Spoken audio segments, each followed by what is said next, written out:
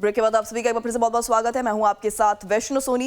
ये बुलेटिन का रुख करते हैं तो सबसे पहले बात कर लेते हैं पीएम नरेंद्र मोदी के फ्रांस दौरे को लेकर, क्योंकि आज प्रधानमंत्री नरेंद्र मोदी का फ्रांस और स्लोवाकिया का दौरा भारत की कूटनीतिक ताकत, आर्थिक क्षमता, वैश्विक प्रभाव का नया अध्याय बनकर उभरा है। फ्रांस में G7 शिखर सम्मेलन से लेकर स्लोवाकिया के ऐतिहासिक स्टेट विजिट तक हर मंच पर भारत की मौजूदगी और नेतृत्व की गूंज सुनाई दी। रक्षा, अंतरिक्ष, artificial intelligence, railway, digital technology जैसे क्षेत्रों में हुए समझौते ने भारत की विकास यात्रा को नई गति देने का रास्ता तैयार किया है। फ्रांस की धरती पर भारत की बढ़ती ताकत को एक बार फिर से दुनिया ने देखा। 52वें G7 शिखर सम्मेलन में शामिल हुए प्रधानमंत्री नरेंद्र मोदी ने न सिर्फ भारत का पक्ष मजबूती से रखा, बल्कि ग्लोबल साउथ की आकांक्षाओं और चिंताओं को भी अंतर्राष्ट्रीय मंच तक पहुंचाया। पीएम नरेंद्र मोदी ने पेरिस में भारतीय समुदाय को संबोधित करते हुए कहा कि आज ऐसे समय में फ्रांस आया हूं जब कुछ दिन पहले ही हमारी पार्टनरशिप के 12 साल पूरे हुए हैं। पीएम मोदी ने कहा, 12 साल तक देश की सेवा करना मेरे जीवन का बहुत बड़ा सौभाग्य रहा है। पीएम ने कहा 25 करोड़ लोग गरीबी से बाहर निकले हैं, यानी एक ऐसी प्रगति जिसका लाभ समाज के अंतिम व्यक्ति तक पहुंच रहा है। फ्रांस में आज जितने कुल घर हैं उनसे ज्यादा हमने भारत में जरूरतमंद लोगों के लिए बनाई हैं। फ्रांस के साथ साथ पीएम मोदी स्लोवाकिया भी पहुंचे, जहां किसी भारतीय प्रधानमंत्री की यह पहली स्टेट विजिट ने इतिहास रच दिया। ब्रातिस्लावा में हुए भव्य स्वागत और तिरंगे की रोशनी में सजे ब्रातिस्लावा कैसल ने दोनों देशों के मजबूत होते रिश्तों की तस्वीर दुनिया के सामने रखी। ये भी कई महत्वपूर्ण समझौते हुए और सबसे खास बात, फ्रांस के दौरे के दौरान प्रधानमंत्री नरेंद्र मोदी और अमेरिकी राष्ट्रपति डोनाल्ड ट्रंप की मुलाकात भी चर्चाओं का केंद्र रही। करीब 16 महीने बाद दोनों नेताओं के बीच द्विपक्षीय वार्ता हुई। मुलाकात के बाद डोनाल्ड ट्रंप प्रधानमंत्री नरेंद्र मोदी की खुलकर तारीफ करते नजर आए। ऐसे में इस बैठक को भारत अमेरिकी संबंधों और वैश्विक मुद्दों पर दोनों देशों के बीच बढ़ते समन्वय के लिहाज से अहम माना जा रहा है। यानी पीएम मोदी के यूरोप के इस दौरे ने साफ कर दिया है कि भारत अब केवल एक बड़ा बाजार नहीं है, बल्कि वैश्विक राजनीति, अर्थव्यवस्था, तकनीकी, रणनीतिक साझेदारी का एक अहम केंद्र बनकर उभरा है। पीएम नरेंद्र मोदी की ये यात्रा उसी बदलते भारत की नई पहचान को दुनिया के सामने और मजबूत करती दिखाई दी।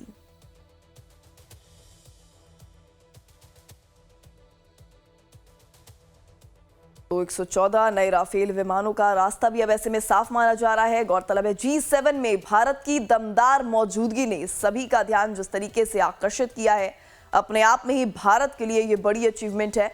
और प्रधानमंत्री नरेंद्र मोदी उनके लिए भी अपने आप में ही, क्योंकि गौरवान्वित पल है जिस तरीके से उन्होंने देश का एक तरह से प्रतिनिधित्व वहां पर करते नजर आए। आपको बता दें, पीएम मोदी की फ्रांस यात्रा शानदार डिप्लोमेसी रही। साथियों, ये पेरिस शहर लाइट्स का शहर है, ये रंगों का शहर है। यहां आर्ट है, आइडियाज हैं और इनोवेशन की प्रेरणा भी है। इस शहर को भारत के अलग अलग राज्यों से आए आप सभी लोग और भी खूबसूरत बनाते हैं, नए नए रंगों से भर देते हैं। कोई तमिल है, कोई पंजाबी है, कोई गुजराती है, तो कोई मराठी है और कोई बंगाली है। भारत के हर कोने का प्रतिनिधित्व यहां दिखाई देता है। साथियों, मैं जब 14 जून को नीस पहुंचा था तो सबसे पहले भारत इनोवेट्स इस कार्यक्रम में शामिल हुआ था। आज जब मैं फ्रांस से वापसी की तैयारी में हूं तो लग रहा है जैसे भारत कनेक्ट्स कार्यक्रम में आ गया हूं।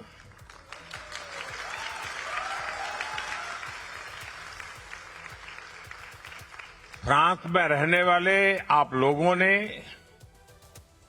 21वीं सदी के भारत फ्रांस रिश्तों को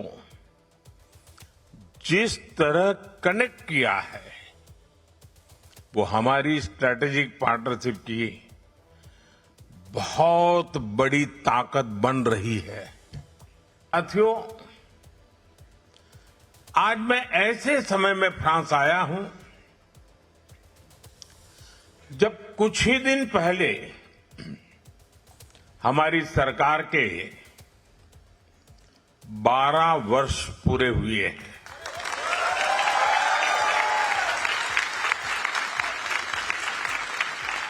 चुने हुए प्रधानमंत्री के रूप में निरंतर 12 साल तक देश की सेवा करना मेरे जीवन का बहुत बड़ा सौभाग्य रहा है। यह भारत के लोकतंत्र की शक्ति है जिसने एक चाय वाले को यहां तक पहुंचा दिया। साथियों, बीते 12 वर्ष 140 करोड़ भारतीयों के अद्भुत सामर्थ्य के रहे हैं। 12 साल के इस कालखंड में भारत का जीडीपी दोगुना हुआ है।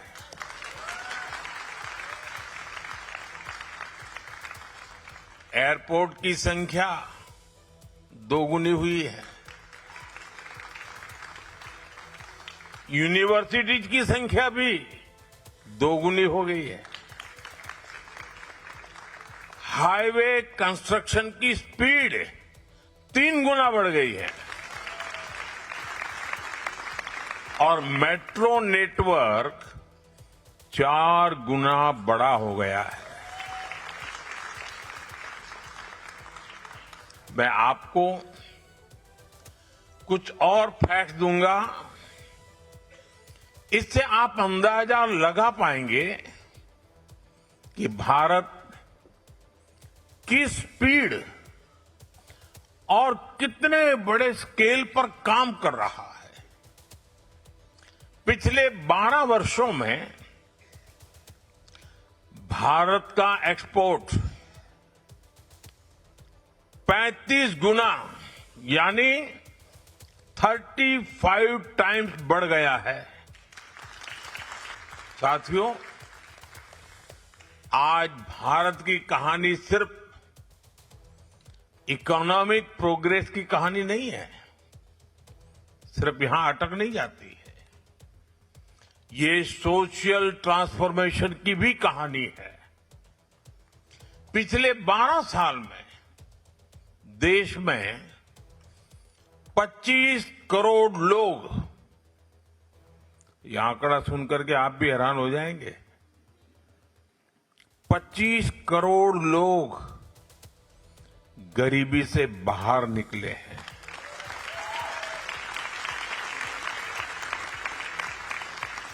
यानी एक ऐसी प्रगति जिसका लाभ समाज के अंतिम व्यक्ति तक पहुंच रहा है।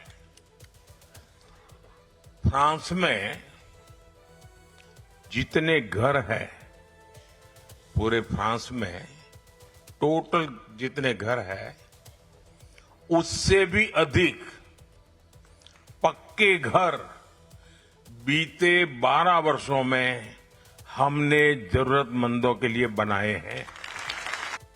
इन 12 वर्षों की उपलब्धियों में एक उपलब्धि ऐसी भी है जिसे किसी आंकड़ों से या अंकों से नहीं मापा जा सकता। वह है 140 करोड़ भारतीयों का आत्मविश्वास।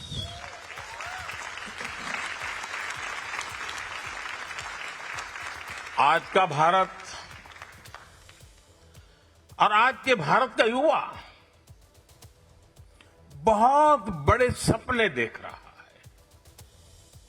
भारत का किसान नई संभावनाओं के साथ आगे बढ़ रहा है। भारत की महिलाएं नए नेतृत्व का परिचय दे रही है। इसलिए ये सिर्फ अचीवमेंट्स के 12 साल नहीं है, ये भारत की एस्पिरेशंस को नई बुलंदी देने का कालखंड रहा है। साथियों, एक समय था जब दूर दराज के गांवों तक आधुनिक सुविधाएं पहुंचाना वाकई बहुत मुश्किल भरा था।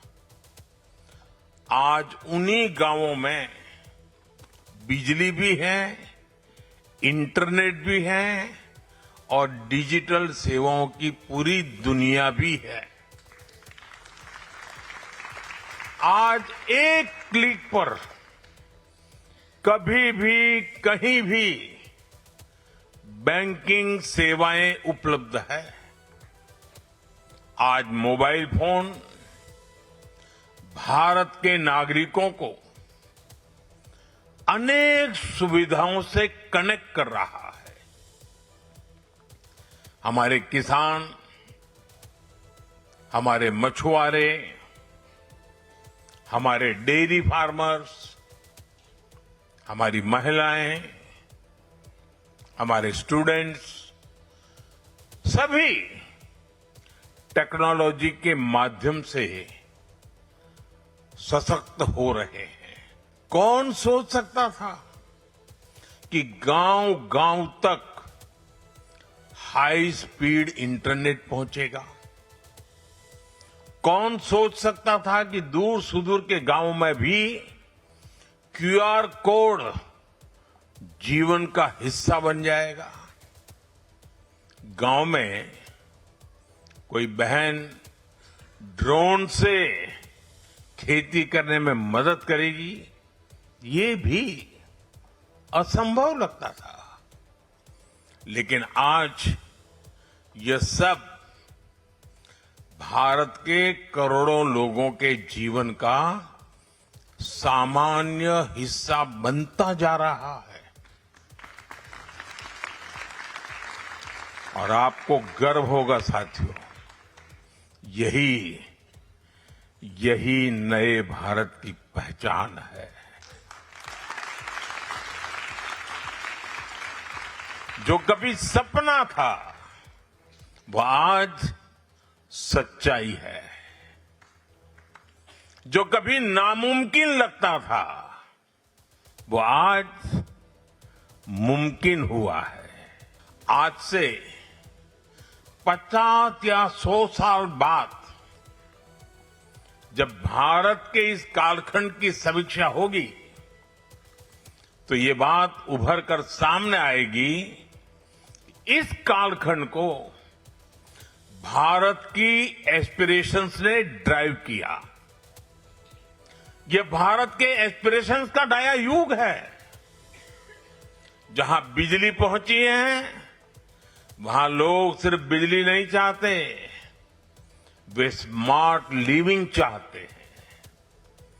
जहां ट्रेन पहुंची है वहां लोग हाई स्पीड कनेक्टिविटी चाहते हैं। जहां हाईवे बने हैं वहां लोग वर्ल्ड क्लास एक्सप्रेसवे चाहते हैं। जहां इंटरनेट पहुंचा है वहां लोग एआई और डिजिटल इनोवेशन में नेतृत्व चाहते हैं। यानी आज भारत के लोग अपने जीवन को भी नेक्स्ट लेवल पर ले जाना चाहते हैं और भारत को भी नेक्स्ट लेवल पर ले जाना उनका मकसद है, उनका संकल्प है, उनके सपने हैं। मैं आपको भारत की स्पेस जर्नी का उदाहरण दूंगा। भारत ने चंद्रयान को चंद्रमा के साउथ पोल पर उतारा। दुनिया ने इसे एक बहुत बड़ी उपलब्धि माना, लेकिन भारत इसे अपनी मंजिल मानकर रुका नहीं। बहुत हो गया मोदी जी, अब चलेगा नहीं। आज देश गगनयान की तैयारी कर रहा है।